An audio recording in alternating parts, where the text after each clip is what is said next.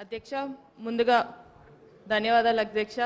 అసలు మాట్లాడుకోని అనుకున్నాను, కానీ మీరు నాకు ఈ అవకాశం ఇచ్చినందుకు ముందుగా మీకు ధన్యవాదాలు. ఈరోజు అధ్యక్ష నేను మాట్లాడబోయే అంశం స్పోర్ట్స్ అధ్యక్ష. ఎందుకంటే ఇది నా ఫేవరెట్ డిపార్ట్మెంట్ సబ్జెక్ట్ అని చెప్పొచ్చు. ఎందుకంటే నేను కూడా ఒక క్రీడాకారిని. స్పోర్ట్స్ అనేది ఎలా ఉపయోగపడుతుంది పిల్లలకి, చిన్నప్పటి నుంచే స్పోర్ట్స్లో వేస్తే వాళ్ళు ఎలా ప్రయోజకులు అవుతారు అంటే చిన్నప్పటి నుంచి ఉంటే, ఎందుకంటే అధ్యక్ష వాళ్ళ కాన్సన్ట్రేషన్ కానివ్వండి, వాళ్ళ మెంటల్ హెల్త్ కానివ్వండి, అదేవిధంగా చూసుకున్నట్టయితే పర్సనల్ ఓవరాల్ డెవలప్మెంట్ అనేది పిల్లలకు ఉంటుంది స్పోర్ట్స్ ద్వారా. కానీ అధ్యక్ష చూస్తే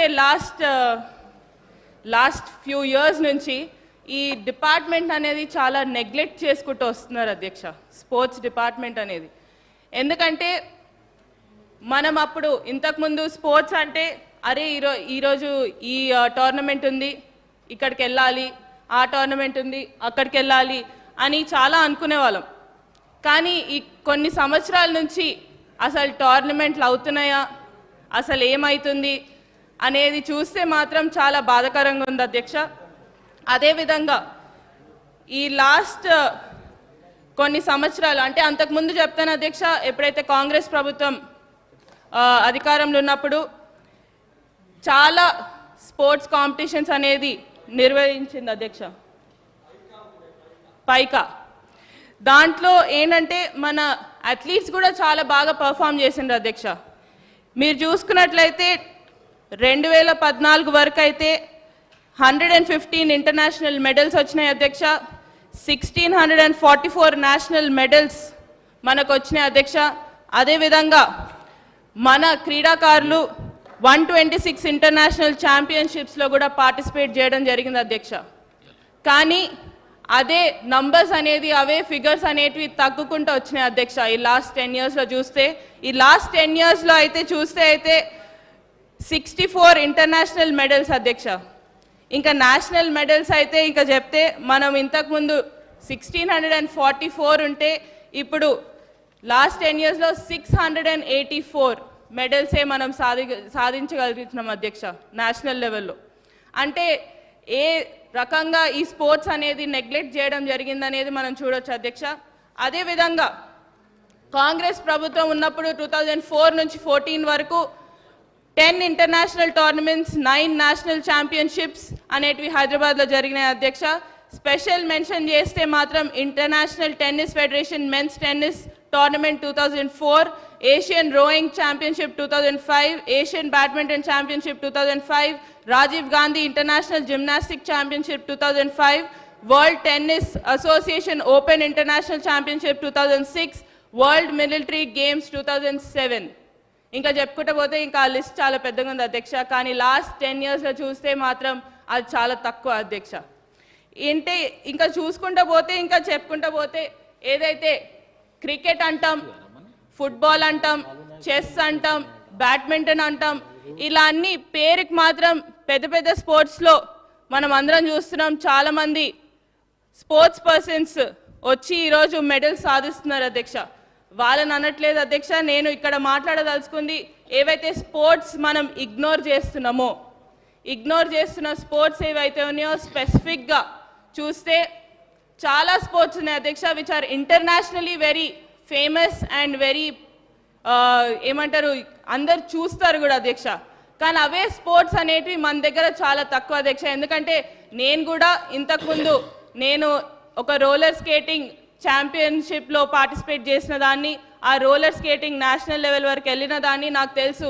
మా స్కేటింగ్ గురించి మాట్లాడితే అయితే అసలు పదం అనేదే ఉండదు అధ్యక్ష. అసలు రోలర్ స్కేటింగ్ అంటే ఏంటో కూడా చాలా మందికి తెలియదు ఈరోజు. అంటే అట్లాంటి స్పోర్ట్స్ని మనము ఎంకరేజ్ చేస్తే, ఎందుకంటే చాలామంది ఉన్నారు అధ్యక్ష స్పోర్ట్స్ మెన్ అలాంటి ఫీల్డ్స్లలో, ఆ స్పోర్ట్స్ మెన్ని కూడా మనం ఎంకరేజ్ చేసుకుంటూ ముందుకు రావాలనేది నా ఉద్దేశం అధ్యక్ష ఇక్కడ మాట్లాడడానికి. అదేవిధంగా ఒక ఎగ్జాంపుల్ అధ్యక్ష, రూరల్ టాలెంట్ అనేది ఎంకరేజ్మెంట్ చాలా ముఖ్యం అధ్యక్ష.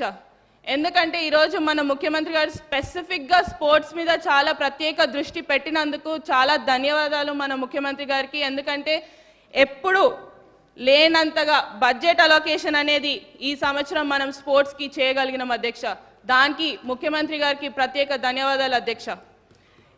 ఏవైతే మా నియోజకవర్గాల్లో ప్రతి నియోజకవర్గానికి ఒక స్టేడియం అనేది ఏర్పాటు చేస్తామన్నారో దాన్ని కూడా ముఖ్యమంత్రి గారికి ప్రత్యేక ధన్యవాదాలు అధ్యక్ష. ఎందుకంటే it is necessary to have sports stadiums in the rural belts అధ్యక్ష.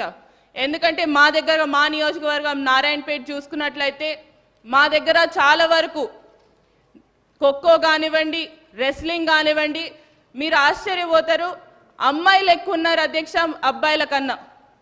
వాళ్ళకి ఆ ఎంకరేజ్మెంట్ అనేది అవసరం.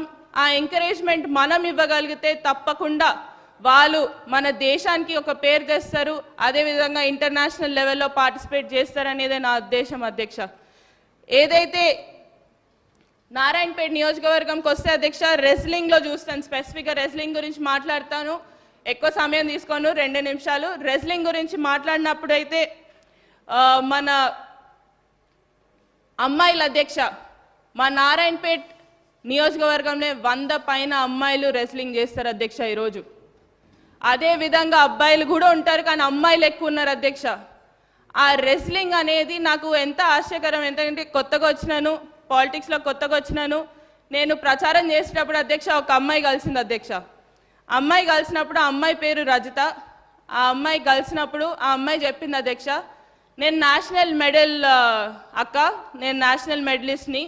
ఆ నేషనల్ మెడలిస్ట్ రావడానికి కారణం కూడా మీ మామగారు. ఎందుకంటే నాకు డబ్బులు లేనప్పుడు సహాయం చేసి ఫ్లైట్లో పంపించిండ్రు ఢిల్లీ వరకు.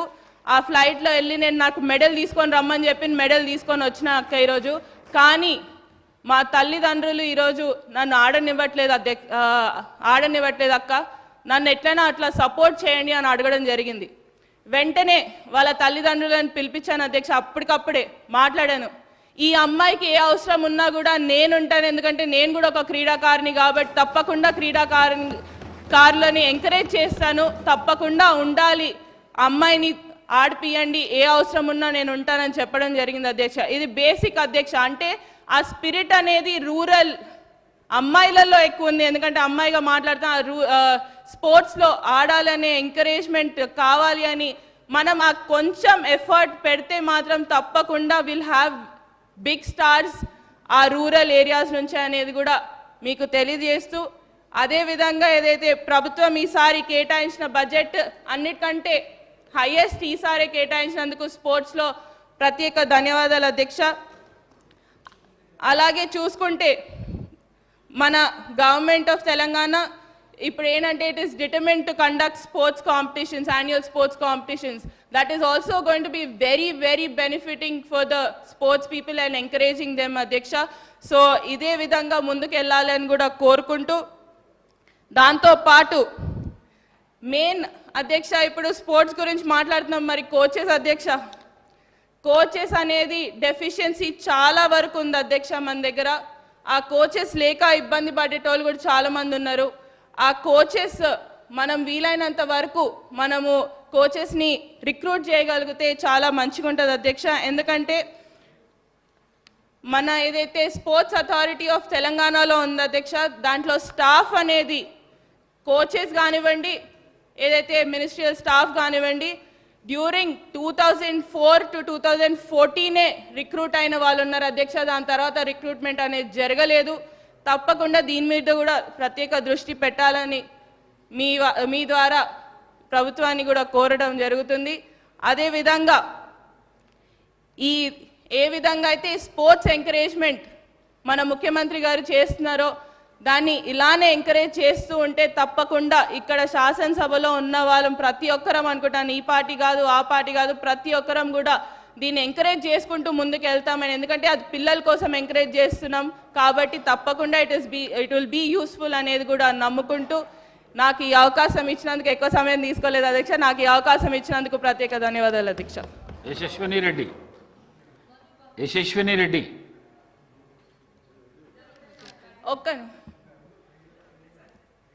ఇంకొకటి అధ్యక్ష, మన దగ్గర మనుబకర్ అని ఉన్నారు, 2 పథకాలు అనేది కూడా సాధించడం జరిగింది. దానికి కూడా తనకు అభినందనలు. అదేవిధంగా మొన్న మనము ముఖ్యమంత్రి గారు కూడా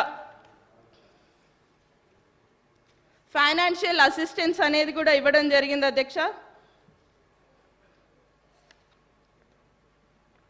నిక్కత్ జరీన్కి 2 crores రూపీస్ ఫైనాన్షియల్ అసిస్టెన్స్ అనేది కూడా ఇవ్వడం జరిగింది. ఇదే విధంగా ఫైనాన్షియల్ అసిస్టెన్స్ అనేది కూడా క్రీడాకారులకు ఇస్తే కూడా చాలా సంతోషపడి వాళ్ళు ఇంకా ఎంకరేజ్ అవుతారనేది నేను నమ్ముకుంటూ నాకు ఈ అవకాశం ఇచ్చినందుకు ధన్యవాదాలు అధ్యక్ష. యశస్విని రెడ్డి.